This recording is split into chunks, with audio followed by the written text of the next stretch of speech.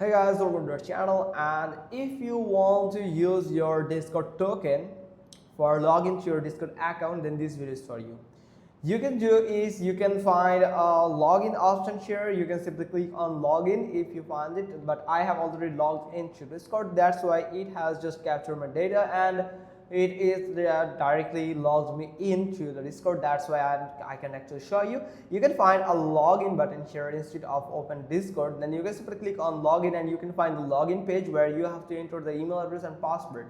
But if you have the email address or password or you don't use it and you want to use that code, actually that token, so you have to do simply click on this three dot button at the top right corner, and from here go to the more tools, and from here you can find the developer tools. Simply click on it, and here I'm going to expand it a little.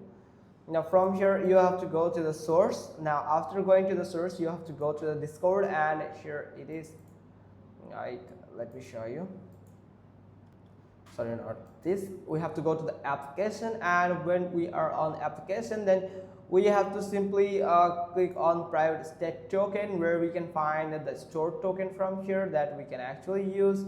Or from here we have to simply scroll down and find the session storage, or in the local storage. Make sure that both stores have this discord.com. Now you have to scroll all the way down, and at the very bottom you can find a blank space where you can double click on the first row, where you have to simply type tokens, and here you have to paste your token here. Also here is already a token added, you can see. So that's how you can just simply do it, and you can use that token to log into your Discord account. So if you got this, if so, then give us a thumbs up. Don't forget to subscribe our channel, and thanks for watching. Till next time.